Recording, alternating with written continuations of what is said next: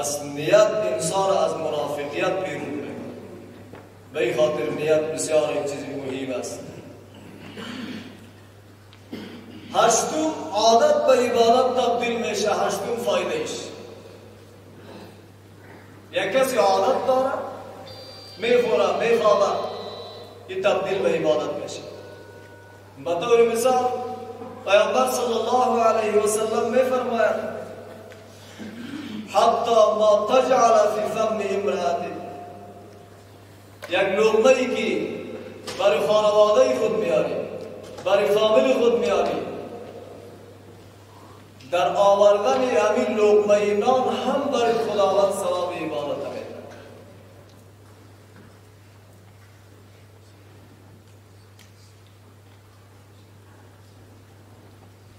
نهم فایده نیت درست. الله سبحانه و تعالی با واسطه نیت خوب از شر مردم تو را خدا نجات میده. یک کسی که نیتش خوب است، در بین جامعه رقابت ها هست، در هر جای رقابت است. کسی که نیتش درست است، الله سبحانه و تعالی او را در رقابت ها و در بین تمام دشمن هایش خداوند را حفاظت میکنه و از شر اونها نجات میده.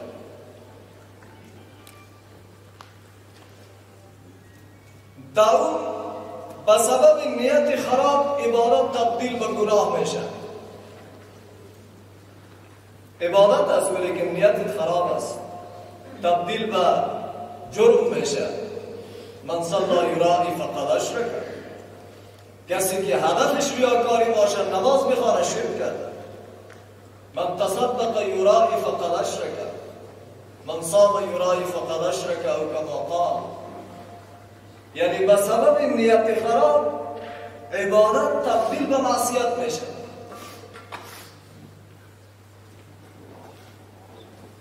فضیل بن عیاض رحمه الله میفرماید انسان چی وقت مخلص جور میشه؟ وقتی که مدح و ذم برش یکسان شود. مدح و ذم وقتی که برش یکسان شده، انسان کامل میشه. یک کسی تو رو تعریف میکنه که فلانی صاحب، اگر در قلب خوشحالی پیدا شد بفهم که کمالی نداری، هنوز اخلاصی کامل نشده.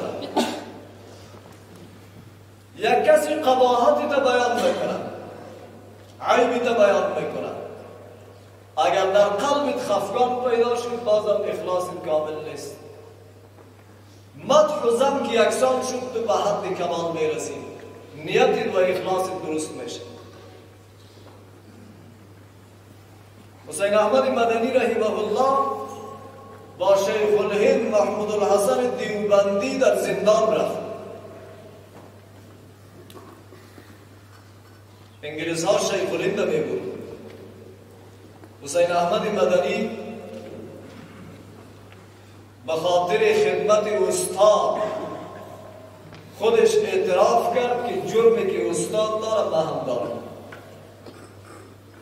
هر دو تا به زندان رفتن.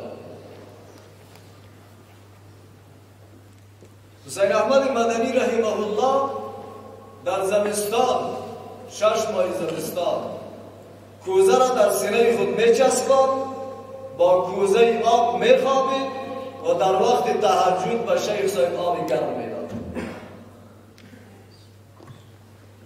بعد از 6 ماه حسین احمد مدنی رحمه الله با پیر خداجی امدادالله خط روان میکنه که در زندان به ما کیفیتی پیدا شده که مدح و ذم به ما یکسان شده.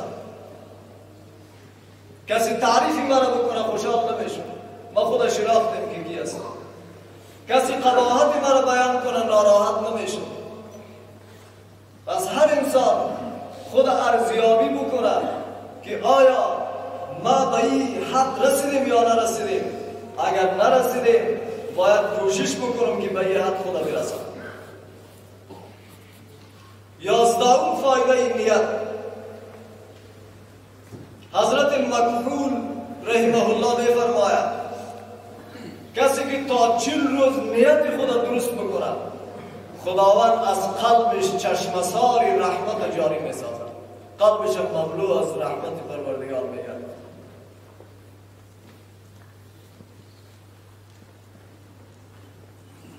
دوازدهم یا 12 فایده نیت. حضرت علی رضی الله تعالی عنه میفرماید اذا تغیرت نیت السلطان تغیر الزمان. نیت سلطان که تغییر بکنه حالات تغییر میکنه. و مسئولین چه نیت چه تغییر بکی، نیت چه اصلاح شی، دا وطن او حالات خود بخود جوری.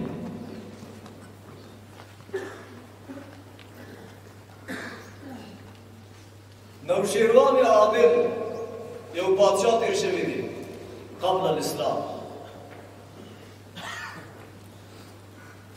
کسی که این شکار تا تللیو و شکار کی و صحرا التا دا یو خزی باغ و دا انار باغ. یو شیروان لاران تا ویچی یو انار ما تراورد. دا انار چی بخورد؟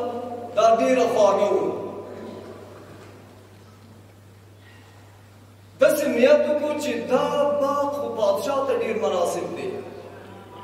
پادشاه شکر رازی، شکار تا رازی، دا باغ چی سرکاری شی، دا دیر خوان که ایچی دلتا هر وقت شکر تا رازو او دا انار خورد.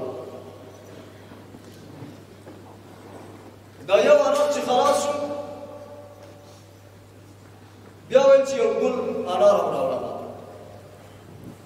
گل انار چی ور کرد دا چی بخورد دا دیر تنخواه او ترش او بد مزه بود. پادشاه ویل چی دا هغه درخت نه انار راوړه چې اول راوړی. هغه جنای ورته ویل چې دا انار دا همهغه درخت انار چې مخکې دې وخوړه. وایي چې دا ولې ترش دی ولې بدمزه دی. هغه جنای ورته وایي کیدای شي چې د پادشاه نیت تغییر کړی وي. د پادشاه چې نیت تغییر وکړي په ټول اشیاء کې تغییرات راځي.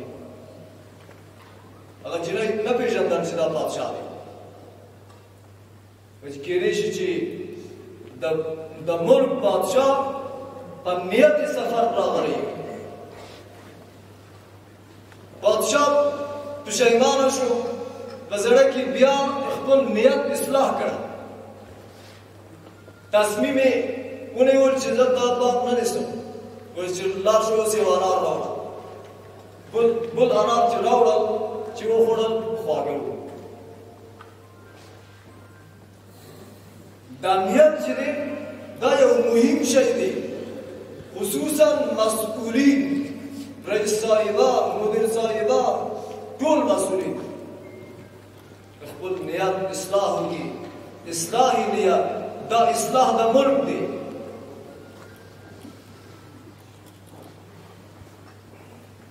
که یو چا وغواړي چې دا ملک جوړ شي، ترقي تعالی موږ ته نصیب شي، باید موږ او تاسو ټول خپل نیتونه اصلاح.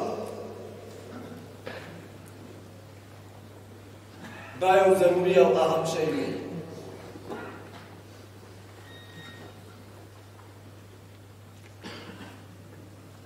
او په وظیفو کې داسې نیت به وکړو چې موږ خدمت کوو. داسې نیت مه کوئ چې دا یو صحیح بس ما ته راکړی شي، یو غټ معاش ما ته میسر شي، زما کوم روزګار به چلېږي. کوم روزګار به چلېږي خو ته نیت د دې کوه چې زه خدمت د وطن کوم، خدمت د ملک کوم، خدمت د خدای او دین ته کوم. یو سړی راغله د یو چا کور ته ویل چې دا کلکین څه دپاره هغه کړې پرېښودلې هغه کور والا ویل چې ما دې دپاره دا کلکین جوړ کړې چې د دې ځای نه روښاني راشي نمر راشي اتاق رڼا شي هغه سړی ورته ویل چې دا مه وایه دا خو هسې هم کېږي دا وایه چې ما دا کلکین پرېښودلې په دې نیت چې د اذان آواز واورم دا مهم دی نیت د اصلاح کا هغه خو بغیر د هغې نه کېږي معاش و روزګار خو کېږي خو ته نیت د خدمت د دین